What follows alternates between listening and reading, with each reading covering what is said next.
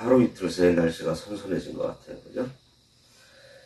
오늘 이사야 41장 17절에서 20절 보려고 했는데 17절 말씀이 좋아서 그냥 17절 한 절 보도록 하겠습니다.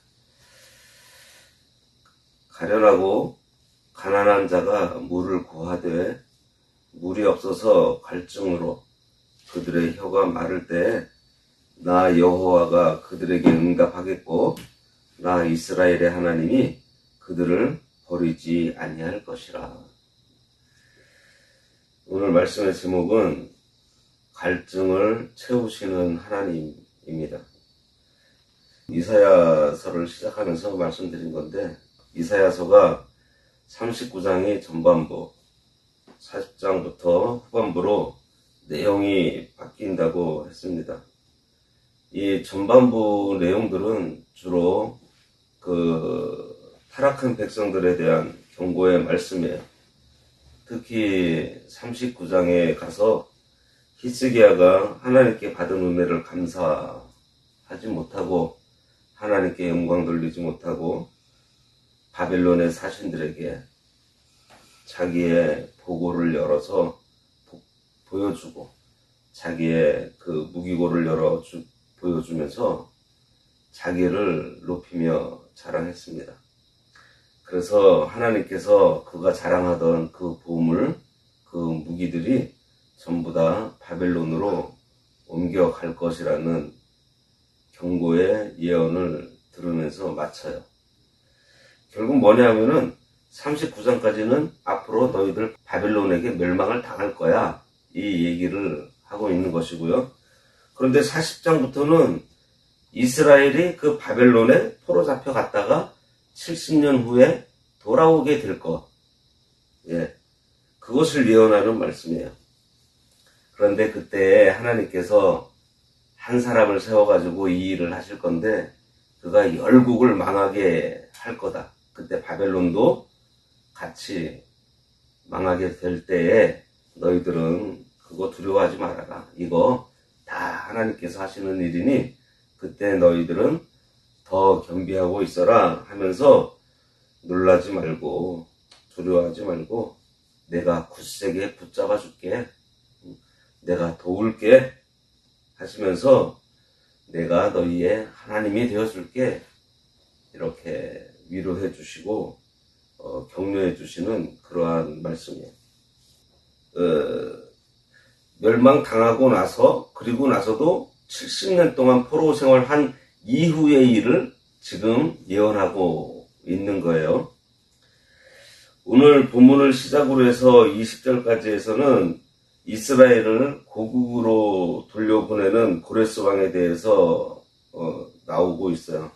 근데 여기서는 그 이름은 나오지 않지만 이제 45장에 가면은 무려 150년 후에 있을 일인데도 그 사람의 이름을 얘기를 하고 있습니다. 예언이 점점 더 선명하게 부각되고 있는 것을 보고 있어요. 오늘 본문에서는 가련하고 가난한 자에 대해 말씀하시고 있습니다. 하나님 앞에서 자신들의 부족함과 연약함 그리고 무능한 것을 깨닫고 하나님께 나오는 자에게 하나님께서 베풀어 주시는 그 은혜로 말미암아서 창조주 하나님을 깨닫게 된다는 그러한 말씀이에요. 17절 보겠습니다. 가련하고 가난한 자가 물을 구하되 물이 없어서 갈증으로 그들의 혀가 마를 때에 나 여호와가 그들에게 응답하겠고 나 이스라엘의 하나님이 그들을 버리지 아니할 것이라. 가련하고 가난한 자는 바벨론 포로 생활에서 고통받고 있는 그 이스라엘을 가리키고 있고요. 궁극적으로는 오늘날 하나님의 은총을 필요로 하는 모든 성도들, 곧 심령이 가난한 자들을 가리키고 있습니다. 여기 보면은 물을 구하되 물이 없다 그랬어요. 유다 백성들은 바벨론의 포로로 잡혀가서 고통당하며 괴로워하는 중에 자기들의 능력으로는 도저히 저 본토에 돌아갈 수 없다는 것을 알고 처음에 탄식만 했었습니다.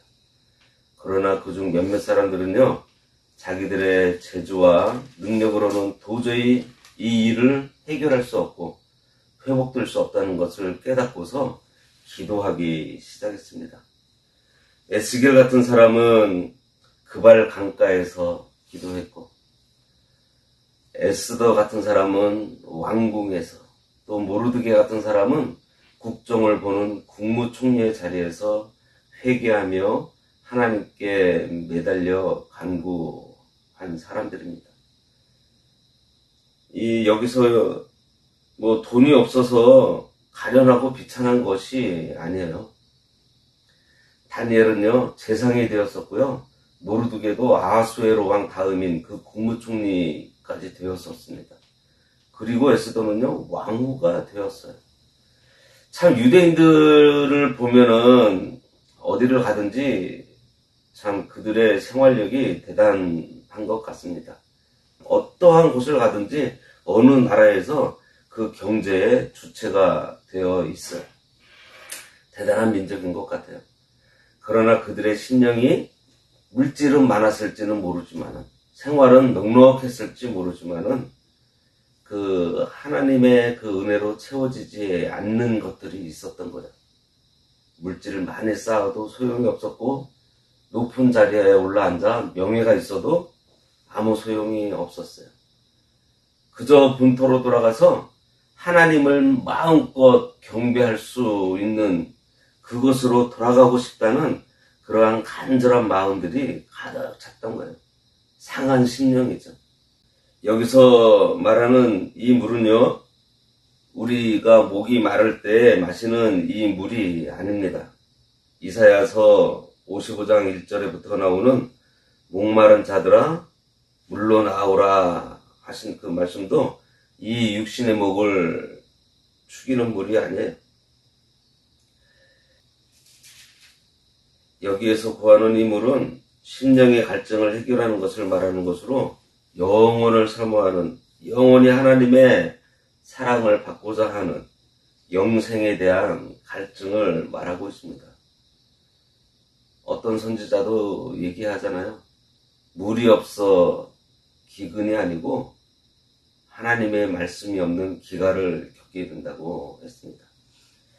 우리가 알고 있는 수가성의 여인에게 예수님께서 물을 좀 달라고 했을 때 그 여인은요, 예수님께 물을 주지 않았어요. 오히려 쏘아붙이면서 당신은 유대 남자고 나는 너희들이 개처럼 여기는 사마리아 여인인데 어찌 나에게 물을 달라고 합니까?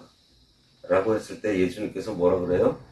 내가 주는 물을 먹으면 영원히 목마르지 않는다 라고 했을 때 그 여자가 그런 물이 있으면 제발 저에게 달라고.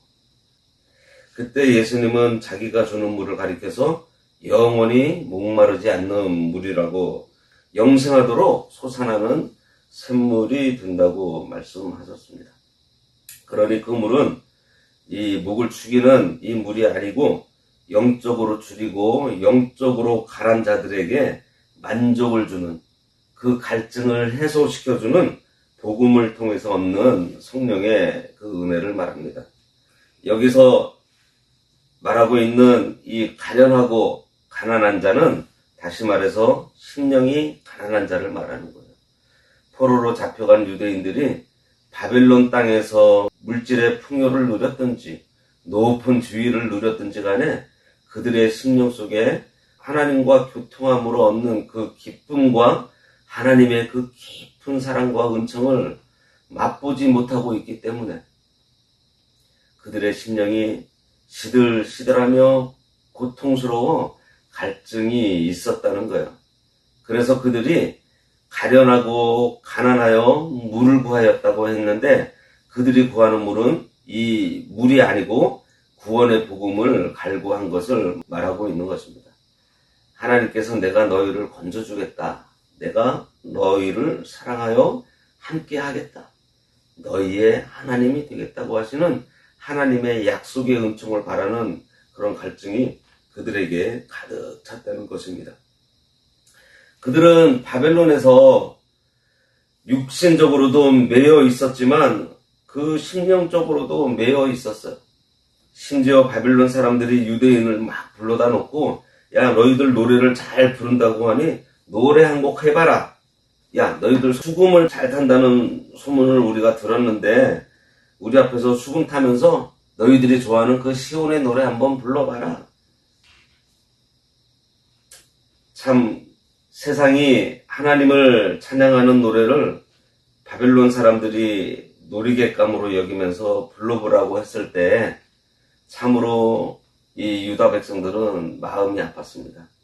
그래서 시편 137편에 보면 예루살렘아 내가 너를 잊을진대 내 오른손이 그의 제주를 잊을지로다.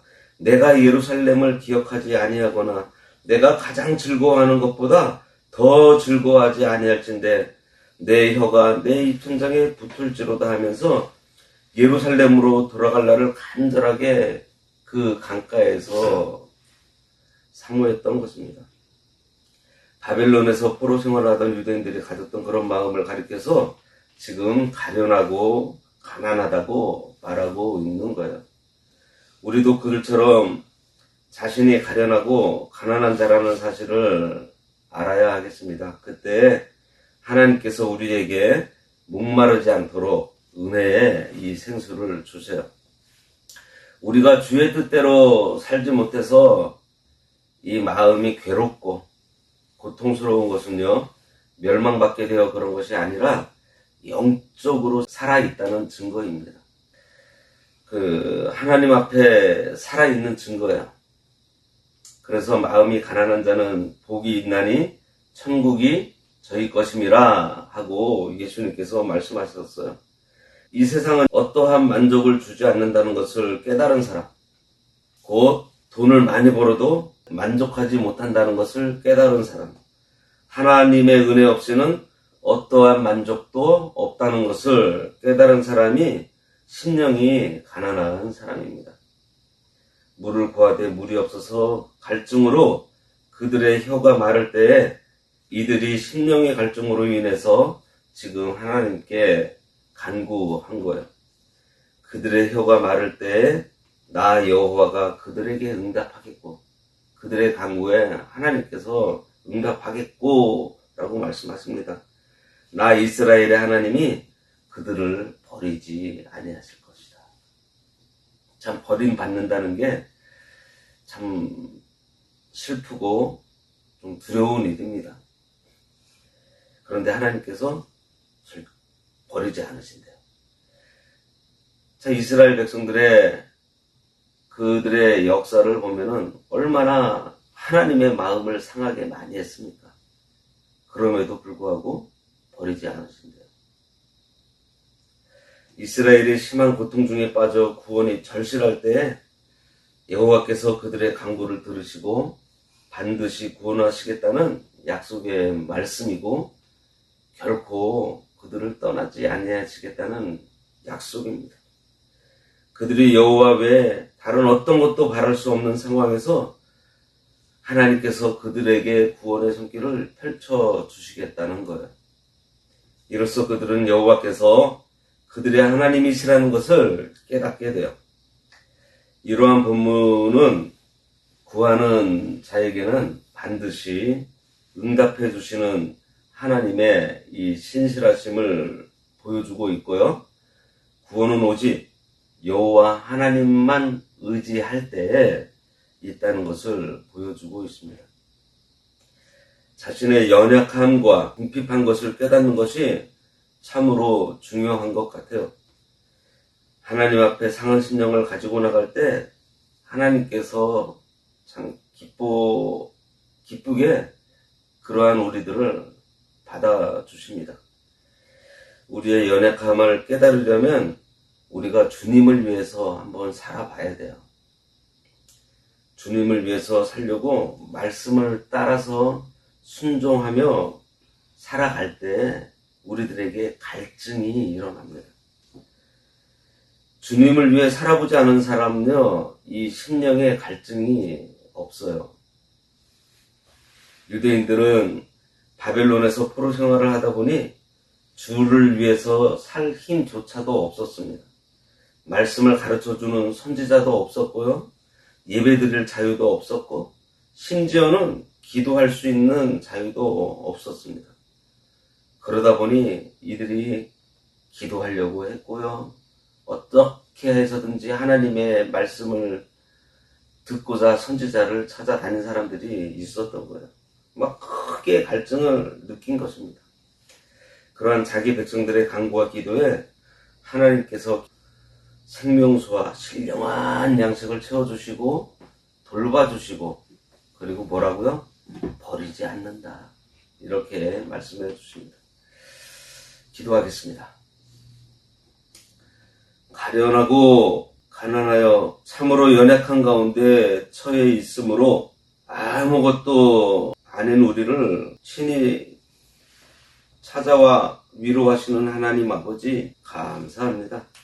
참으로 저희들이 물을 구하지만 물이 없어 혀가 말라 어찌할 바를 몰라 하는 저희들에게 응답해 주시고 결코 버리지 않으시겠다고 약속하신 하나님, 이 말세에는 물이 없어 기갈이 아니고 말씀이 없는 기갈이 있을 것이라 하셨사오니 저희들 그러한 기갈을 당하지 않도록 늘 상한 심령, 갈급한 심령으로 이 말씀을 사모하는 가운데 말씀을 온전히 순종함으로 하나님께서 채워주시는 은혜의 생수를 공급받아 주님 오시는 그날까지 이 세상을 넉넉하게 살아가도록 인도하여 주시옵소서. 아멘. 예수님의 이름으로 기도드리옵나이다. 아멘. 아멘. 하늘에 하늘에 계신 계신 우리 아버지여, 이름이 거룩히 여김을 받으시오며 나라가 임하시오며 뜻이 하늘에서 이루어진 것 같이 땅에서도 이루어지이다. 오늘날 우리에게 일용할 양식을 주옵시고 우리가 우리에게 죄 지은 자를 사하여 준 것 같이 우리 죄를 사하여 주옵시고 우리를 시험에 들게 하지 마옵시고 다만 악에서 구하옵소서. 대개 나라와 권세와 영광이 아버지께 영원히 있사옵나이다. 아멘.